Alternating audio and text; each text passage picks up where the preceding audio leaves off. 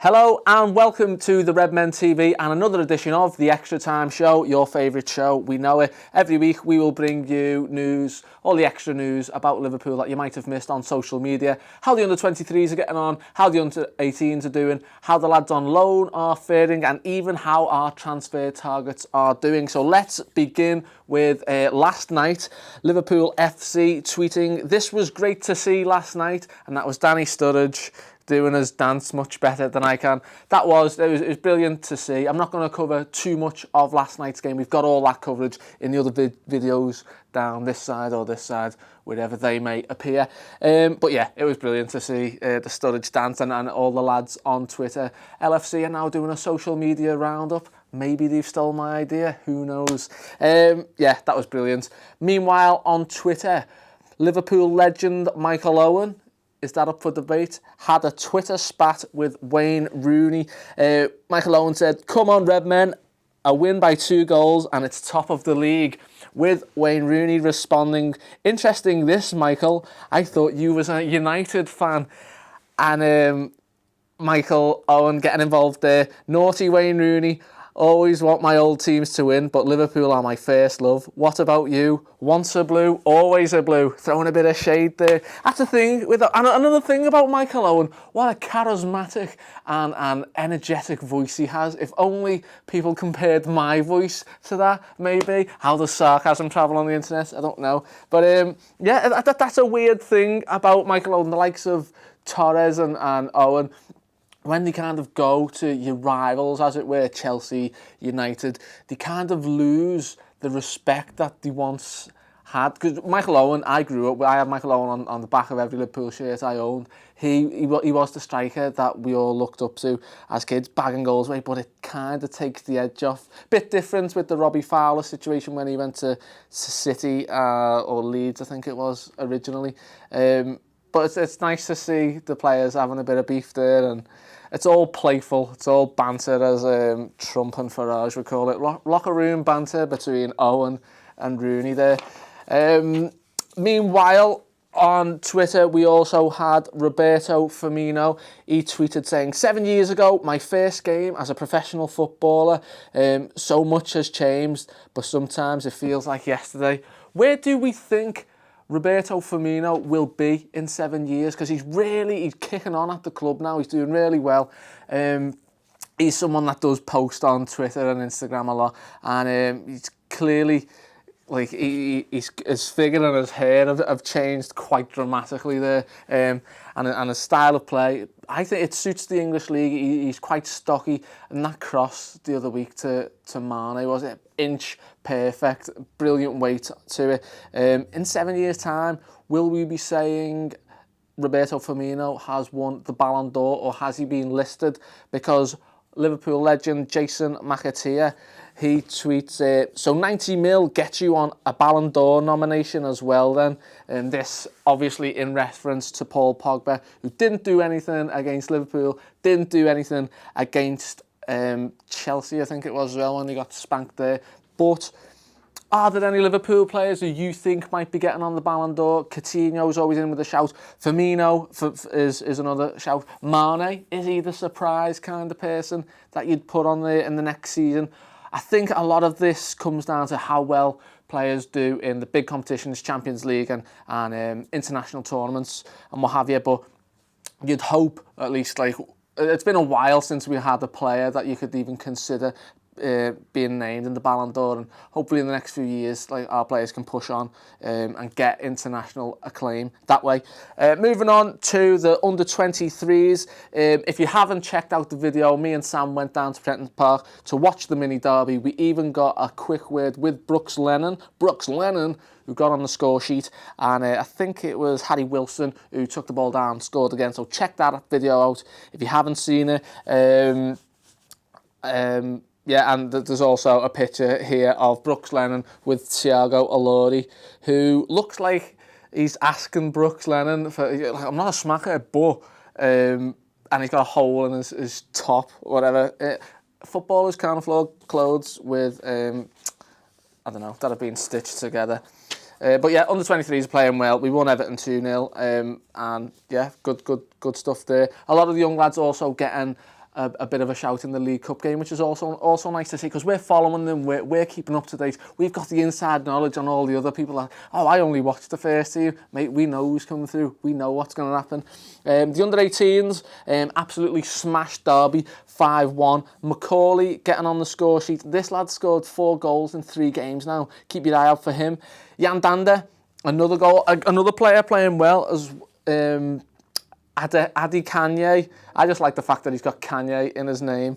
A Bateman own goal and Rafael Camacho. It's always nice when like I don't know, there's this kind of an allure about an under-18s player who's not from England or not from Britain. You think, oh, could this be the next whoever, Messi or whatever? But yeah, the under-18s playing really well.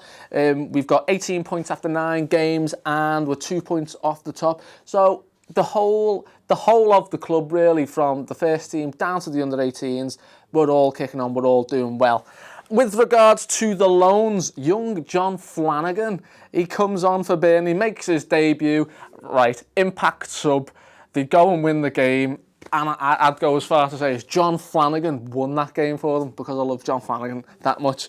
No, it's brilliant, it's brilliant. He come on for an injury, but hopefully he'll get more minutes from there, and he'll obviously take great pleasure in beating Everton. But Burnley, fair play to them, they've beat us as well, so I'm not having a go at anything at Everton even. Andre Wisdom, he's back from injury. He played 90 minutes in the Europa League against Nice. He was a bit at fault for the goal he conceded in a 1-0 loss.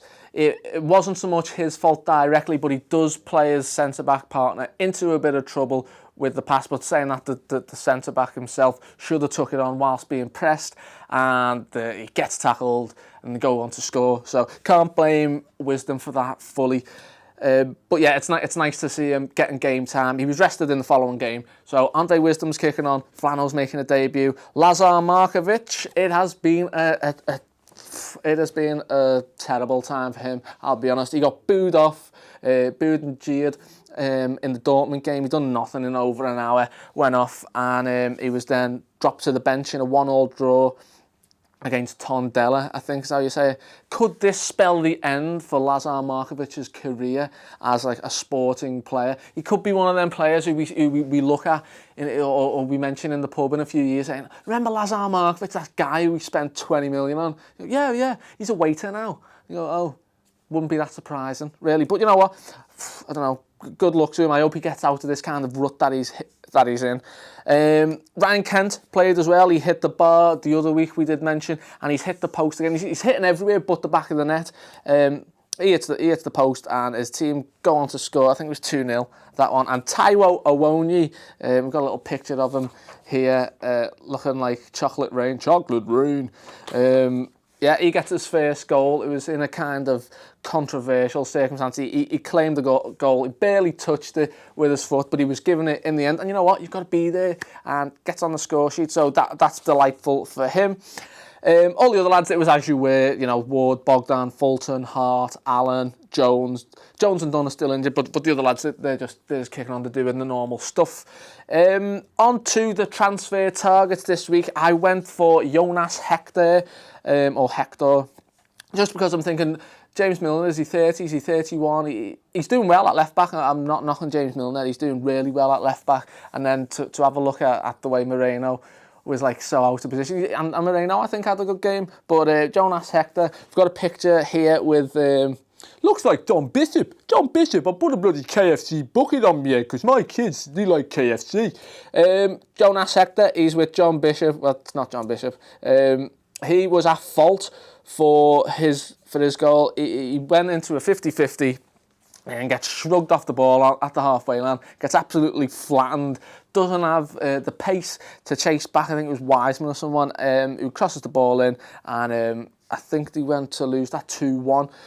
So at fault for the goal, and you don't like to see that. And when we're looking around for potential left backs other than James Miller in next season or the coming seasons, I don't know. He's still quality. Like let's not forget that. But didn't do all that well in his previous game. So that's that. Where am I here?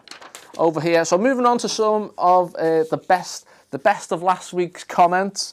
We've got Smith Stars, who says, Hopefully our new goalkeeper can carry us to glory. Pun anyone? Do you know what? I will give you it, although I don't think it's original. I think I've seen that before, but listen, you know what, you're having a go, aren't you? Jay Smith even coming up with his own banter. His position in the team could end up looking quite precarious, as though he's like an evil villain in an Austin Powers film there. Brandon posts about me. He looks like Howard Wolowitz. I don't know who that was. It's quite strange when you've got to Google your own insult, which 7 people has also liked. And all I can say is, fuck you, Brandon. But you know, listen, I'll have a laugh at myself. I'm not arsed really. And an interesting YouTube comment here from Benjamin Says, or something like that. Amanda, please. Benjamin Says, hey man, love the show. Keep up the good work. Here's a topic I would love for you to touch on Wednesday. Isn't it time to make new songs for the players that we have? Because let's face it, although Gerrard will always be my favourite player, hearing his name chanted on match day feels a little off topic. So maybe get the poets out and write some new songs, or is it the case that they must win something before? I think that is a really interesting thing, because we mentioned on the podcast the likes of Divock Origi and Danny Ings. They were getting songs last night, which was... It does help that their names can go into a song, and Sturridge only rhymes with like courage or porridge, and it's really hard to get a song out of that. I think that you do have to win something to earn a song, as it were. Luis Garcia winning Champions League, but Fernando Torres' song was brilliant. It is hard for the likes of Sturridge to get a song. If you can come up with a song and you put it in the comments and it's any good, I'll read it out on next week's show. Prior to that, though, to the tune of Johnny Cash's Walk the Line, I've put together my own song. Don't know if it's all like it, but fuck it, we'll go for it anyway. I keep a close watch. No, I fucked it up. I will start it again. He keeps a close watch on this heart of mine. He keeps his eyes wide open all the time. He kicks the ball out, and sometimes that's fine. Nathaniel Klein. He walks the line. He finds it very... Well, it goes on. He finds it very, very easy to be through. He'll tackle you even when you're clean through. I'll admit that I'm a fool for you, Nathaniel Klein. He runs the line. There is another 2 stanzas, but I think I've already outstayed me welcome with this song. If you've got any better songs, let me know in the comments. Where will Firmino be in 7 years, and what songs have you got? Thank you very much for watching. Check out all the other content, and take it easy.